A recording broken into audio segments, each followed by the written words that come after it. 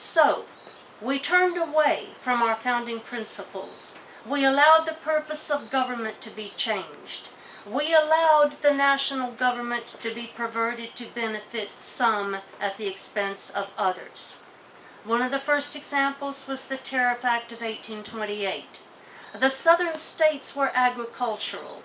They bought manufactured goods from England. England bought southern cotton. However, infant industries in the Northeast were producing some of the same manufactured goods as England, but they were more expensive than the imports. They couldn't compete. So, in 1828, Congress imposed a high tariff on the imports. The southern states called this the Tariff of Abominations because it made the English goods too expensive to buy, and when the southern states stopped buying English good, England stopped buying southern cotton. This devastated the southern economy. Now, it is important to understand that Congress has specific authority to impose tariffs on imports. Article 1, Section 8, Clause 1. But even though the Tariff Act of 1828 was constitutional, it benefited manufacturers in the Northeast at the expense of the South by eliminating the competition. And thus the Tariff Act of 1828 violated our founding principle that governments exist to secure rights God gave us, and God never gave us the right to be free of competition in business.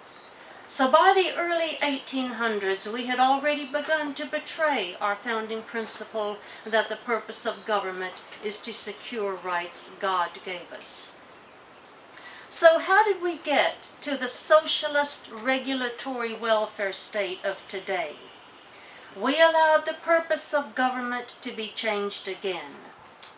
It began with a change in theology. We rejected the faith of our fathers. The Unitarians took over Harvard University by 1805. Their social teachings spread throughout our culture.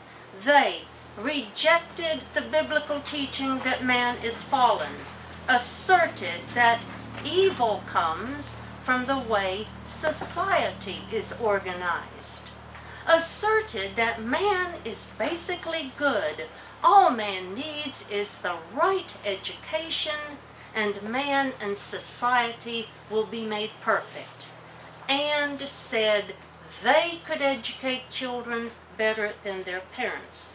Most Americans were homeschooled up to this time. During the 1840s, Horace Mann, a Unitarian, lobbied throughout the country for tax-supported public education and for special schools to train teachers. These teachers would be the experts on how to educate your children. You are not qualified to teach your children. And then, with public education, we would get Utopia. With John Dewey, whose dates were 1859 to 1952, an atheist and socialist, the progressives took control of the teachers' colleges. They conditioned teachers to abandon our founders' philosophy of reason, fixed principles, limited civil government, and Judeo-Christian morality, and to accept the ideology of pragmatism, authoritarian government, and socialism. The progressives saw education as the tool for social and cultural reform to be achieved by remaking human nature. Our teachers' colleges thus produced thousands of indoctrinated teachers who then corrupted our children in the public schools. Of course, there have been some fine public school teachers. I had 4 of them. So the Unitarians believed that evil comes from the environment, not from man. Man is basically good, and it's government's job to fix the environment. This is the philosophical background foundation for the regulatory welfare state. It is what most people believe today. They're not even consciously aware that that is their philosophical mindset. But universal public education didn't bring about utopia. So something else in the environment must be causing the problems. So in the early 1900s, the progressives, Theodore Roosevelt, Republican, Woodrow Wilson, Democrat, Tweedledum, Tweedledee, promised they would fix all the bad things in the environment which were causing the problems. The progressives said they would meet all our needs and fix all our problems: poverty, illiteracy, greed, too many children, people who don't like immigrants, accidents at home, accidents at work, working conditions, unfair wages, lack of equal opportunity, overwork, underwork, bad investments, bad food, bad medicine, disease, injury, old age, sickness, and everything else. They claimed they would make business and agriculture and commerce fair and safe by having the federal government control it all. And then we would get utopia. So it was the progressives of the early 1900s who transformed the federal government into the Frankensteinian monster of today.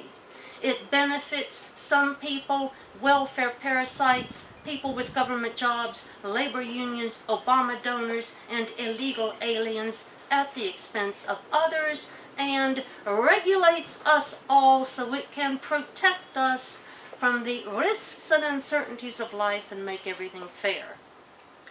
They claim the right to determine what is in the public interest and have the federal government implement their conceptions of what advances the public interest.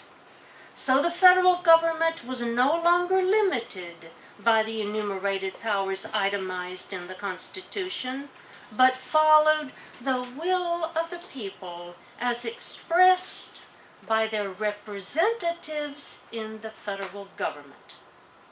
The federal government thus usurped a blank check to fill out any way it wants.